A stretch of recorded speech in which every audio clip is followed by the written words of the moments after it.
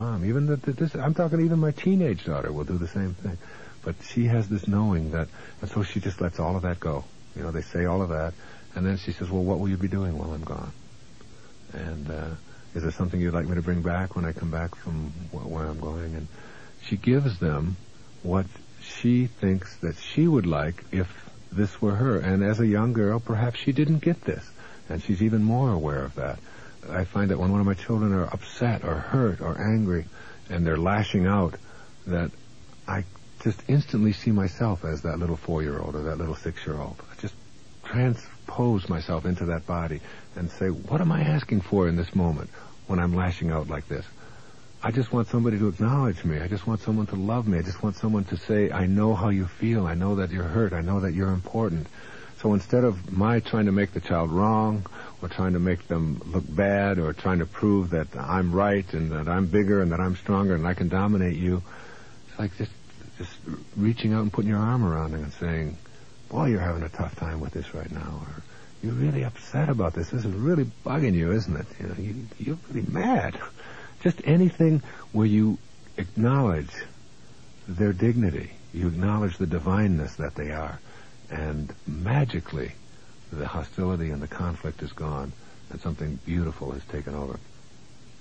So you forget about the outcome, and you give from a sense of purpose in your relationship, and it transforms what would potentially be something very disruptive into something very beautiful. Another thing that you want to do to make your relationships magical is get back on intention, this very important concept that I've been talking about. This is done with specific affirmations, reminders that you're not hoping that your relationship improves, you're not setting a goal for it to improve, you're not wishing that it's going to improve, you are intending that it will. Remember, when you are ready, then all that you need, all the teachers that you need will appear. So be ready to give what is necessary and do it with active intention and let go of the outcome. You've got to be willing to let go of the outcome temporarily and just practice these kinds of intentions. Remember, you are working on yourself because your relationship is in yourself. How you process another person is how your experience of them will be. You can only experience another person with your mind. So your relationship is in that mind, and it's your mind that you're working on here. So your intention to have a blissful relationship requires you to act in ways consistent with that intention. You can't say, I want a blissful relationship, and then go around criticizing somebody else, or wishing that they were different, or saying that if only they would change this, then everything would be fine. It is your experience and processing of them in your mind that makes it non-blissful. Your intentions can have affirmations that go something like this. I intend that there will be no conflict today in this relationship. I intend that I am going to send my wife bliss today. I intend that I am not going to be seduced into argumentative stances. I intend that I am not going to make her wrong in any way today. I intend in my relationships, in my business, that I am not going to be finding fault with someone else or putting someone else down. It is my intention to be giving of these people and empowering to them rather than in being obsessively controlling. These kinds of intentions lead you to bite your tongue, to stop the constant bickering, and to eliminate the internal desire to control others, and instead to infuse this sense of love and harmony in the relationship. And when you do that, you find that you have an automatic, quick shift. Your intention starts with your thought, shifts from the inert, I wish, to I intend, and then your action follows that. And you see that if your relationship is located in you, and it can't be located anywhere else, because that's all you have to relate with or to experience with, then you are going to take responsibility for how you're processing. Another key ingredient, specific, that you can begin to practice in creating magical relationships is in how you choose to visualize your relationships. This visualization thing is really important. You keep in mind that what you think about is what expands. You try visualizing all of your significant relationships as already existing the way you want them to in your life. That is, Even if you've got difficulties and troubles or separations or problems or anything like that, try to get pictures in your mind, in your meditation, in your active part of your meditations, where you see it just the way you want to. It's in neuro-linguistic programming, what they call NLP. You linguistically program yourself with language to a neuro state in your brain that reproduces the loving time that you had in an earlier time in your life. That person that you're looking at, who you're having so much difficulty relating to now, at one time you were holding and caressing and loving. So you want to recreate the state that allowed that to happen. And you do that in your mind. After a speech one day in Oklahoma City recently, I noticed a woman was standing in line to talk to me, and she was crying. And when all the other people left, she threw her arms around me and she said, thank you. What you're talking about," she said, "it really, really works." And then she told me this story about how her daughter had refused to speak to her for over 7 years, simply refusing all contact. This mother told me that about a year ago, she had decided to begin visualizing herself and her daughter, not only on speaking terms, but enjoying the loving, perfect relationship that existed at one time earlier in their lives. In her mind, in her visualization, she refused to see it any other way.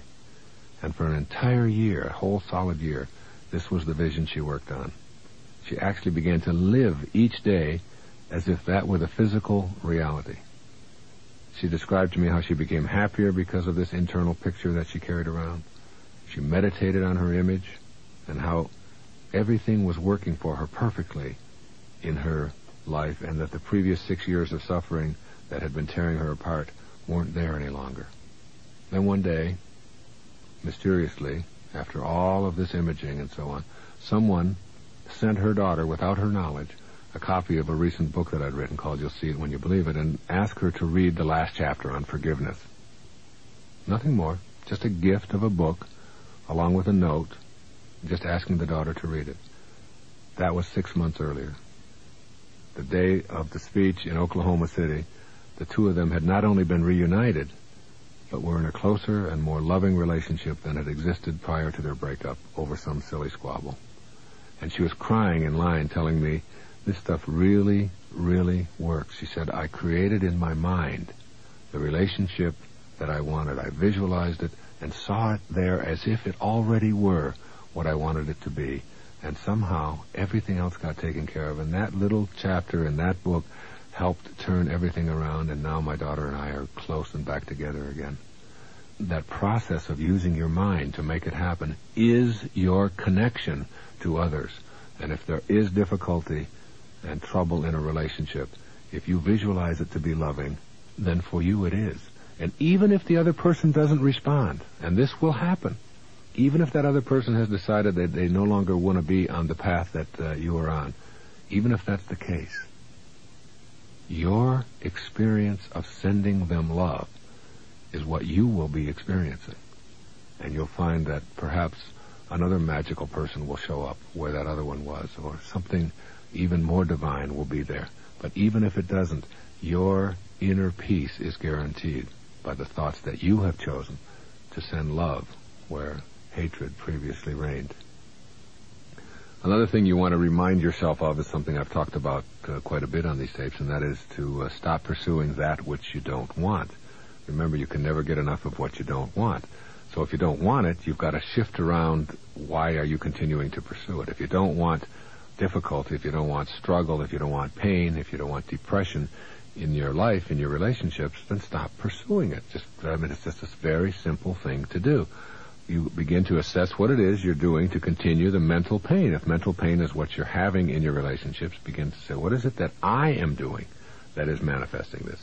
If you are in any provoking arguments or insisting on being right or not permitting space or making demands that you know someone else just simply can't fulfill because it's just not in their makeup to do so, and they're not going to do what it is you want them to do, and after a while you learn that. I mean, certain numbers of my children, I know that it doesn't make any difference how much punishment I dish out or how many times I tell them that they have to behave the way that I want them to behave. I know they're not going to do it. I know what I was like, and I wouldn't, and I still won't. There's still that obstinate dominant part of me. So why continue to pursue that if you know it isn't going to work? Look for an alternative. You don't want to break the spirit of those people. I've always said that the one you can do the least with will make you the most proud.